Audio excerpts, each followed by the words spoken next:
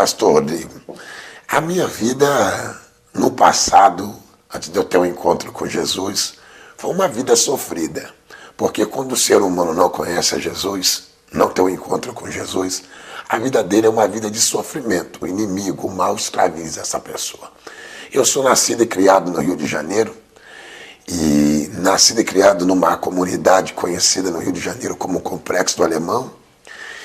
E quando eu completei 13 anos de idade, meu pai me chamou, eu e mais 5 irmãos que eu tenho, e nos colocou para fazer parte da vida do tráfico ali no Complexo do Alemão. Meu pai, ele fazia parte de uma facção criminosa que havia nos presídios do Rio de Janeiro, chamada de Falange Vermelha, e ele era amigo de um dos traficantes muito perigosos, conhecido que teve no Rio de Janeiro na década de 80 até 86, conhecido como José Carlos dos Reis Ensina, o Escadinha, que foi morto. E meu pai colocou, meus irmãos, me colocou também na vida do tráfico. E a nossa vida foi indo de mal a pior. Conheci a cocaína, conheci a maconha, conheci o tráfico de droga, todo tipo de arma que você pode imaginar. Até que um dia eu fui preso na guerra do tráfico no Rio de Janeiro, porque ali tem algumas facções, e fui condenado e levado para o complexo de Jericinó, para Bangu 1, pastor. Nisso aí, quando o senhor já estava com quantos anos, quando isso aconteceu? Já estava já com 19 anos de idade. 19 anos, foi preso. Preso. Mas dos 5 aos 19... Dos 13 até os 19. Dos 13 aos 19. Fiz parte da vida do crime. E ali, normalmente, as pessoas sempre ouvem falar, importante a gente trazer o entendimento, mas normalmente como que vai sendo o envolvimento? Como que eles trazem? O senhor falou que foi seu pai, Isso. Mas o senhor começa fazendo o quê? Como que é o envolvimento? É tipo assim, a Bíblia diz que os filhos das trevas, eles são muito mais prudentes do que os filhos da luz. É verdade. Na verdade, se você perguntar hoje para o Romário o que ele quer que o filho dele seja, ele vai dizer que quer que o filho dele seja jogador de futebol. E se você perguntar para algum dos políticos, muitos ingressam seus filhos na política. E o meu pai, ele nos ingressou na vida do tráfico, na vida do furto, e nos levou para praticar alguns assaltos com ele, nos fez conhecer a droga. Só que eu não aguardava nunca fazer parte dessa vida, porque até então eu não sabia o que o meu pai fazia. Você ia com seu pai, mas sem entender muito bem o que é, sem conhecer? Não, ele morava com a gente na nossa casa, mas não ficava muito ali, porque o meu pai, ele era procurado pela polícia. Às vezes ele demorava 6 meses para ir na minha casa, Deus. 4 meses fugido, uma hora no Morro do Borel, outra hora no Vidigal, outra hora no Pavãozinho, outra hora na Mangueira, você está entendendo? E outra hora no Complexo, outra hora na Rocinha, e às vezes fugido nos estados do Rio de Janeiro, então a gente não via o nosso pai. E a nossa mãe nos escondia que nosso pai fazia parte de facções criminosas, porque minha mãe nunca quis que nós viéssemos se envolver com o que nós chegamos a se envolver no passado. Mas foi você e seus irmãos, todos se envolveram? Eu e mais 5 irmãos. Meu pai colocou eu e mais nossos 5 irmãos. Primeiro nos levou para fazer assalto, depois nos apresentou a droga, e aí a nossa mente foi se tornando uma mente criminosa. Uma mente criminosa. E depois passamos a andar com nossos próprios pés, porque o meu pai foi preso e foi levado para um presídio chamado Ilha Grande, que havia no Rio de Janeiro. Cumpriu pena, saiu de lá e continuou na vida do tráfico e foi morto pela polícia na favela, numa das favelas que tem no Rio de Janeiro, chamada Favela do Jacarezinho. Favela do Jacarezinho. Isso, meu pai foi morto lá numa troca de tiro e nós demos continuidade na vida do crime. Quantos anos o senhor tinha nessa época, seu pai? 18 anos, 17 para 18 anos. Por quê, pastor Rodrigo?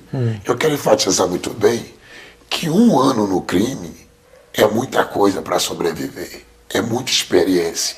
É verdade. É diferente da vida aqui fora, de uma vida de lealdade, uma vida de honestidade. Porque a vida do crime, na vida do crime, ela tem poucas saídas. Ou a pessoa morre na mão dos que eles chamam de amigo, ou então morre na mão dos inimigos, ou vai morrer na mão da polícia. Alguns têm a oportunidade de cair num presídio para refletir, parar e refletir na sua vida e procurar consertar a sua vida. Então, até então, aquilo para mim era uma coisa legal, porque eu não tinha conhecimento da verdade. É por isso que Jesus, ele diz na sua palavra, Conhecereis, pois, a verdade, e a verdade vos libertará. Nos libertará. Até então para você estava bom, ganhava dinheiro, era a única experiência que você tinha conhecido na sua vida. Tinha largado os estudos, provavelmente. Com certeza, largado os estudos. E porque na vida do crime, pastor, as coisas vêm fácil. Mas tudo que vem fácil te traz dor, te traz sofrimento, te traz perca. Rouba a sua paz, rouba a sua liberdade. Então, na vida do crime, eu tive muitas mulheres, andava de cordão de ouro, saía um carro hoje, amanhã a gente descia no chamado pista, vamos descer na pista para buscar. A gente criava uma blitz falsa, num dos túneis no Rio, como o túnel Rebouças, subida de Ponte Rio-Niterói, e a gente criava uma blitz, ia lá e roubava carro, roubava moto e levava para a nossa comunidade. E ali a gente usufruía de uma coisa que não era nossa, mas para nós aquilo era o certo. Porque a Bíblia diz que o príncipe desse século, que no caso é Satanás, ele cegou o entendimento de muitas pessoas, que é a fim que não resplandeça sobre eles a luz do Evangelho de Cristo. Aí o senhor foi preso? Ficou quanto tempo preso? Eu fui preso na Guerra do Tráfico, no Rio de Janeiro. Eu fui preso numa comunidade que tem no Rio de Janeiro, conhecida como Morro dos Macacos, aonde foi derrubado aquele helicóptero, agora há pouco tempo atrás. Inclusive aquele rapaz que foi acusado de derrubar aquele helicóptero, que todo mundo conheceu como o FB, ele esteve preso comigo no Complexo de Bangu. Antes dele sair, eu já era cristão no Complexo de Bangu. E eu orei por ele, e ele pediu uma oportunidade para ir embora, que ele queria mudar de vida. E nós oramos e ele foi embora, porque a mãe dele é cristã. E ele saiu e chegou lá fora, não aguentou, veio uma outra proposta para ele, e ele abraçou, e acabou acontecendo o que aconteceu, e está preso de novo. Eu fui preso numa guerra, porque no Rio de Janeiro tem algumas facções. E a guerra no Rio do tráfico é pelo poder do território para a venda de droga, entendeu? Então, existem algumas facções que eu não estou aqui para fazer apologia ao crime, eu estou aqui para falar de Deus, falar de Jesus, de uma experiência que eu passei.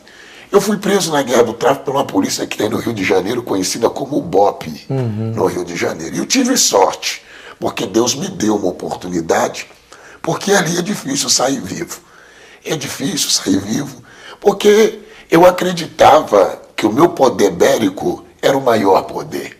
Até então eu fui criado também no lar, que a minha mãe, ela servia vários tipos de entidade. Então a minha vida, a vida da minha família, era uma vida descontrolada. Uma irmã minha era prostituta, uma outra era lésbica, minha mãe era dona de terreiro de feitiçaria, meu pai traficante. Então não tinha como sair nada bom dali se Jesus não entrasse, mudasse a história, não tinha jeito. Não tinha jeito, não tinha jeito.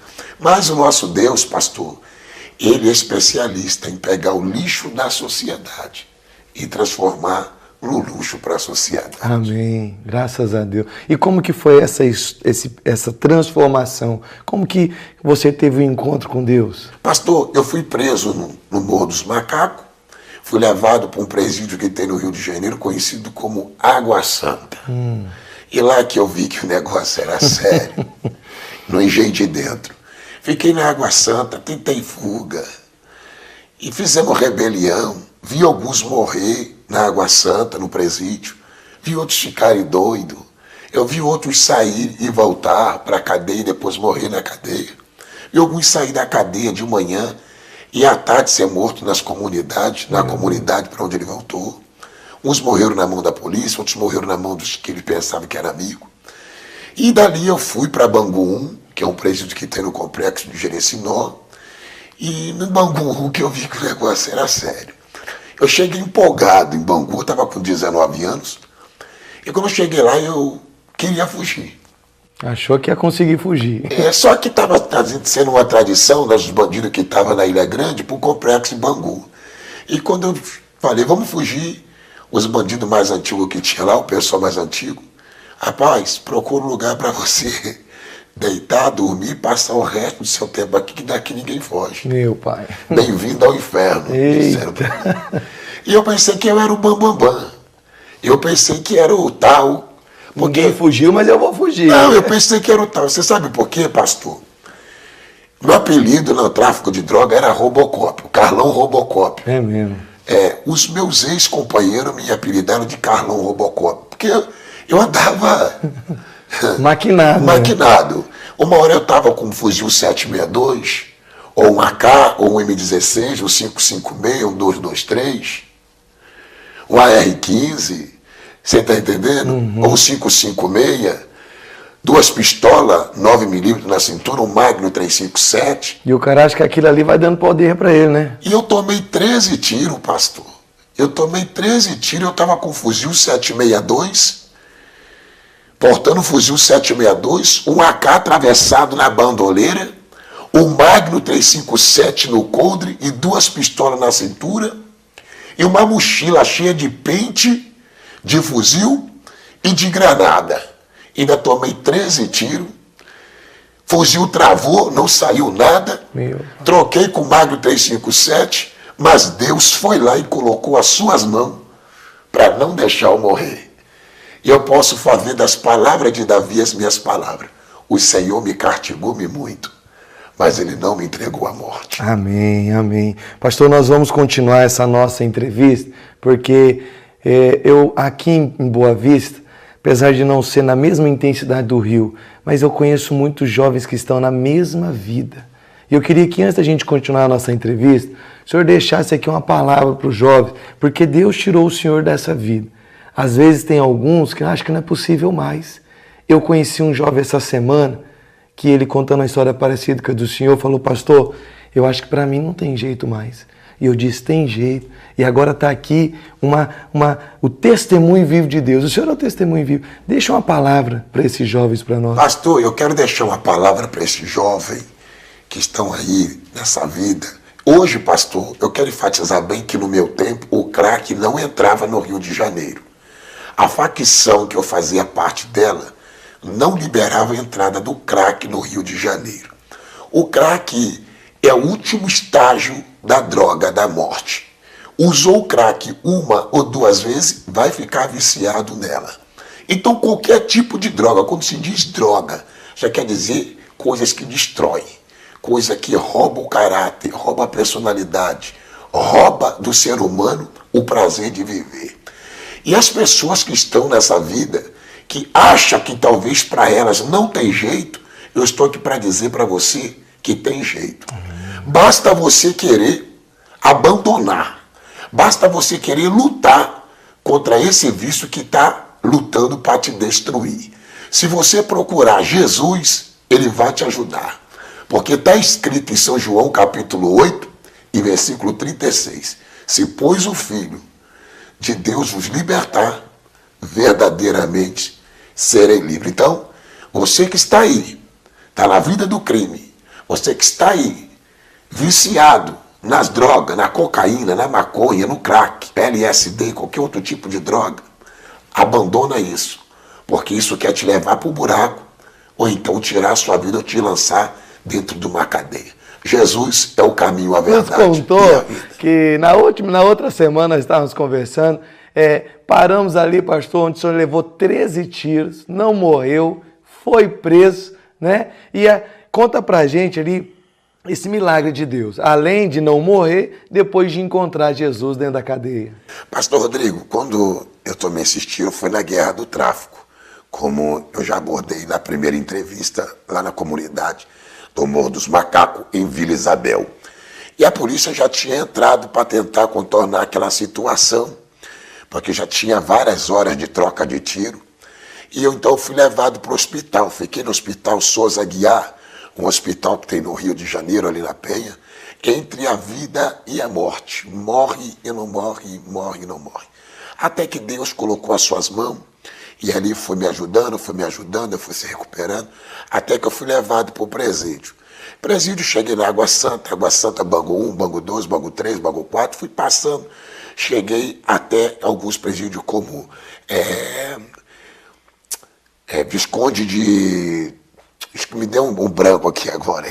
Chegou num presídio mais tranquilo. Eu cheguei num presídio chamado de semi-aberta. É chamado de semi-aberta. Porque mudou. Hoje, no meu tempo, porque mudou esse presídio, antigamente era Praça Carvalho 1. Depois foi para Praça Carvalho 2 e depois foi transferido para Niterói. Entendi. Foi para Niterói, então houve muitas mudanças. Alguns presídios no Rio já mudaram alguns nomes. E tinha também o setor B, que agora estou me lembrando também, que foi desativado, como a Ilha Grande que foi desativado. Eu fui para o Praça da Carvalho. Quando eu cheguei no Praça da Carvalho, era fechada, e depois passou para Semiaberto. Aí eu voltei para Bangu 4. Aí voltei para Bangu 4. Quando eu cheguei em Bangu 4, nós tentamos fugir de novo. Não deu certo. Aí teve uma rebelião. Aí me mandaram para um presídio chamado Vicente de Piragibe, que é também dentro do complexo de Bangu. No Vicente de Piragibe eu tentei fugir, já estava com tudo marcado para fugir, deu errado algumas vezes. Aí eu me lembro que a minha mãe veio numa visita me visitar. E quando ela chegou na visita, eu disse, mãe, era dia 23 de dezembro. Dia 23 de dezembro do ano de 1998. Minha mãe pegou e falou para mim, meu filho, o que você está arrumando? Eu disse, mãe, eu tive um encontro com Jesus. Olha aí. Minha mãe disse, como é que é? Eu tive um encontro com Jesus. Minha mãe disse, meu filho, aí falou o nome dos orixás dela lá, que eu não quero comentar, tocar em assunto, para nem ofender ninguém, que nosso objetivo é que não ofender a religião de ninguém. É falar do que Deus fez na sua vida. Que Jesus fez na minha vida. E minha mãe servia as entidades. Minha mãe me chamou e disse, meu filho, você está ficando doido. Esse negócio do tráfico de drogas, essas coisas que você passou, esses tiros, mexeu com seus neurônios. Você, aí falou o nome de uma entidade, você foi consagrada a ela e você tem que servir a ela até o último dia de vida seu, porque você tem que seguir a religião do seu pai, da sua avó, das suas tias, a nossa tradição. Eu disse, não, mãe. Teve uma irmã aqui, que ela é da favela de Benfica, da favela do Arará, fica na subida da Ponte Rio-Niterói, e ela pregou para mim aqui, eu estava saindo aqui um dia aqui para um culto com os irmãos que tem aqui, que toda semana os irmãos, ela vem fazer o culto com os pastores aqui no refeitório, e naquele dia eu não estava bem, me chamaram, eu fui, eu aceitei Jesus lá. Meu filho, você aceitou Jesus? Eu aceitei Jesus. Eu agora sou de Jesus. Minha mãe me disse, eu vou te perguntar a última vez, se você me falar desse homem, eu te abandono. Agora, se você disser para a mamãe que vai continuar seguindo a nossa religião, a mamãe vai ficar com você até o último dia que você ficar aqui. Meu Deus. Porque as minhas entidades lá já disseram que vão te tirar daqui. Eu disse, mãe, eu já estou aqui há 5 anos. Ninguém nunca me tirou daqui. E como que agora vai me tirar? Não, eu vou ficar do jeito que estou. Minha mãe cuspiu no meu rosto, deu 3 tapas no meu rosto, levantou e foi embora e me abandonou na cadeia. Rapaz. Eu fiquei abandonado ali, pastor, e eu pensei assim, enquanto eu não tinha aceitado Jesus, eu tinha 6 mulheres. Sempre vinha me visitar, chegava umas 10 horas da manhã, começava a visita, ficava comigo até 1 hora da tarde, embora aí entrava outra, a na outra semana era outra e assim sucessivamente. Minha mãe nunca faltou uma visita. Agora eu aceito Jesus, minha mãe me abandona, cospe no meu rosto e bate no meu rosto e vai embora. E minha mãe foi embora. E eu fiquei abandonado na cadeia. Não voltou mais. Não voltou. Quando foi com 5 dias, tinha uma visita e eu tinha uma namorada chamada Denise, da comunidade do Serra Corá, que fica ali no Botafogo. E ela foi me visitar e levou a comida para mim. E eu comia aquela comida, maionese, tinha empadão, tinha tudo. E eu sabia que aquilo ali era coisa da minha mãe, que minha mãe gostava de fazer aquele tipo de comida para mim. Eu comia aquela comida e tal, fiquei na visita com ela, e ela foi embora. E, passado algumas horas, veio um funcionário do DESIP e me chamou e disse, a sua mãe está aí fora e quer saber se você está vivo. Está acontecendo alguma coisa com você? Você está sendo ameaçado? Eu disse, não. Está tudo bem? Eu disse, se tiver acontecendo alguma coisa, você fala que eu te botar no seguro. Que era chamado de 001. Ou 01. Aí eu disse, não. Ele foi embora. Numa outra visita, eu saí pensando que era uma das mulheres que eu tinha, que tinha voltado. Quando eu chego lá, era minha mãe. Sua mãe. No par de visita. Eu disse, mãe, a senhora disse que não viria mais. Ela disse, mas eu tenho um grande motivo para estar aqui. E começou a me apertar, abrindo meus olhos, me beliscando. Eu disse, mãe, o que está acontecendo? A senhora me chamou de louco porque eu aceitei Jesus. Parece que quem está louca é a senhora. A senhora está me apertando, né? Eu não estou entendendo. É você, meu filho? Disse, sou eu. Mas você tá diferente, porque eu falava muita gíria. E era um homem agressivo, violento. E naquele dia eu abracei minha mãe, beijei minha mãe, e ela disse, meu filho, nunca larga esse Deus. Meu pai. Nunca largue esse Jesus. Eu disse, por quê, mãe? Eu quero confessar para você que eu coloquei 7 vidros de chumbinho de rato naquela comida que eu mandei para você.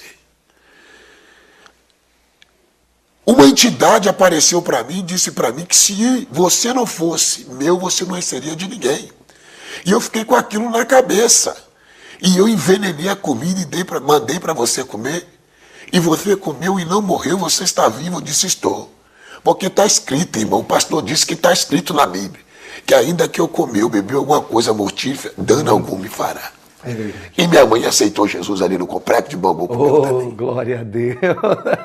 E aí depois o senhor saiu dali em quanto tempo? Aí eu fiquei 5 anos ainda preso, fazendo parte do crime. Tentando fugir, tentando ir embora e não consegui. Depois que eu aceitei Jesus, eu apelei a minha condenação, que foi condenada a 121 anos. 121 anos. 121 anos. Porque era alguns latrocínio, roubo seguido de morte, artigo 121, que é homicídio, tráfico de droga na minha época, que era artigo 12, artigo 10, que era porte legal de arma, artigo 14, que era formação de quadrilha. Tinha muita bronca. Aí foi juntando, deu 122. Só Jesus, 121. Ah, meu, entendi porque que você queria fugir, porque normalmente você não ia sair daí. A lei no Brasil é cumprir 30. E aí, depois que eu aceitei Jesus, eu apelei a minha condenação, caiu, Jesus derrubou minhas condenações, e foi para 11 anos e 8 meses só. Aí foi para 11 anos e 8 meses. Fiquei num tráfico de droga, tomei 4 anos. Fiquei no 5-7, num porte legal de arma só. E para completar tudo, eu fiquei 7 anos e 8 meses preso.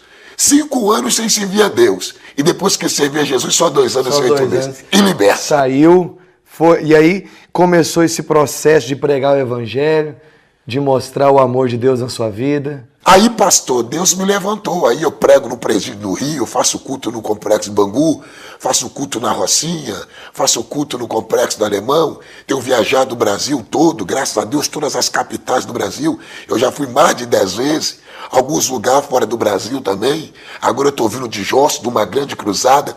Semana passada fizemos uma grande cruzada em Josto, aonde Deus salvou alma, libertou pessoas oprimidas, onde o nome de Deus foi glorificado. Deus é bom. Graças a Deus.